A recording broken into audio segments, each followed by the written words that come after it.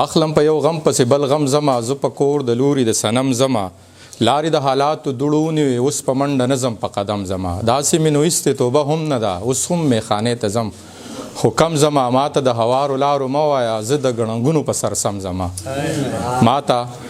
د هوارو لارو مه وایه زه د ګړنګونو په سر سم زما جاړم خپل ټوټې وجود ته ځای په ځای زیاره چې کابل ته په تور خم زما د استاد ډاکټر خالق زیار صاحب په دغه شعرونو باندې دوست محمد طالب صاحب زموږ سره دلته ناستې کوي هغوی ته بلنه ورکوم چې راشي او خپل تاثرات زموږ سره شریک کړي دوست محمد طالب صاحب د ډاکټر صاحب د شخصیت په حواله زموږ هم په زړه کې د مینې د محبت او جذبه پرته ده دومره به ووایم چې ډاکټر صاحب د خبرو سړی نه و هغه د کردار کس و خبرې زه هم کولی شم زما نور ملګري هم کولی شي هغه چې څه کول نو هغه نشو کولی او دا غټه المیه ده ډاکټر صاحب چې څه اورېدل او څه به ویل هغه به د هغه د کردار برخه وه موږ به وایو چې موږ خو به دا کار څنګه وکړی شو ګران به ورته په هر حال د هر شخصیت خپل اثر او هر زړه او هر دماغ ځان له سوچ کوي او ځان له جذبې لري د هغه جذبې د پښتون قام او د دې ولس او د دې خاورې سره داسې هغه ګلې تړلې او مخلصې وي که زه د لفظونو یو بهیر جوړ کړم هم یې پکې دغه نشم راځولی موږ چې هغه اورېدلی دی او موږ لیدلی دی نو موږ په خپل زړه کې بار محسوس کړي ضرور ده چې داسې یو ښه شخصیت داسې یو زبردست انسان داسې یو خوږمن انسان داسې یو پښتون انسان داسې یو نر انسان داسې د پوهې او د قدر وړ انسان خو دا جذبې مونږه محسوس کړي دي پر ځان کې ملا ځای کړي نه دي او نه هغه زور لرو اوس دلې دې حجره کې ناست ما ورته خپل یو نظم ووې هغه د مولایزم اړه باندې و جمود نوم یې و چې ما څنګه د هغه په مخ کې دا نظم ووې خو ډېر ښه نظم هم ماته ښکاري او ډېر غونته نو هغه چې څنګه واورېدو ما ته وي دا اوس راکړه چې دا ایسته په مخه په پمپلیټ کې چاپ کړو او دا خو د پښتنو ته غټ ضرورت دی چې دا ایسته وباسو ما ورته ډاکټر صاحب وبه شي که زه ورسره په طریقه باندې اګري نه شوم دا به بیا شي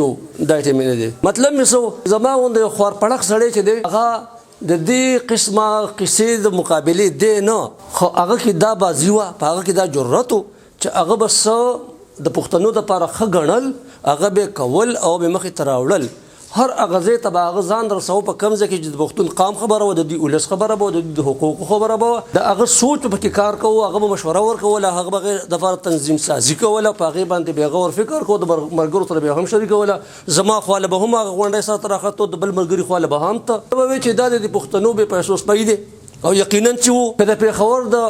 منځ خبره وه هلته به ځان رسوو که بسوات په سر کې به خبره وه هلته به ځان رسوو که دلته به صدا سے د پښتون په حق کې خبره وه د دې قام په حق کې به خبره وه که سیاسي به وه که انتظامي به وه په هغه ټولو باندې به ډاکټر صاحب نیغ لکه د غر ولاړو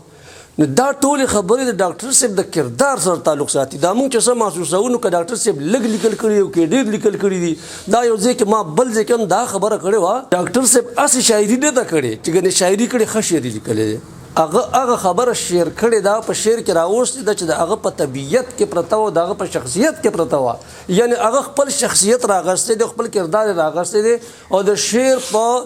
بڼه باندې لیکلي بڼه د شعر په شکل کې موږ ته پرېښی دی داسې نه ده چې لکه زه کابل کې یو دغه ښار و د خال باندې دا ښار بخم او پردي ښارونه بخل ولا سړی نه و هغه خپل ارسه بخل خلکو ته نو زه خبرې نه اوږدوم ما ته په خپل زړه کې د ډاکټر صاحب شخصیت ډېر دروند او ډېر ډونګی دی زه د هغه د شخصیت هېڅ احاطه هم نشم کولی په خپل زړه کې محسوسوم چې یو دروند یو خوږ یو مبارز یو دانشور یو طبیب یو مخلص انسان یو بې بدله انسان دا محسوسولی شم تشبیه د چا سره ځکه نه ورکوم چې که بل وی چې اوس به دې محفل راغلی وی د ډاکټر صاحب په شکل به موږ ته وړاندې شوې وې خبره به یې کړې وې بل نشته فی الحال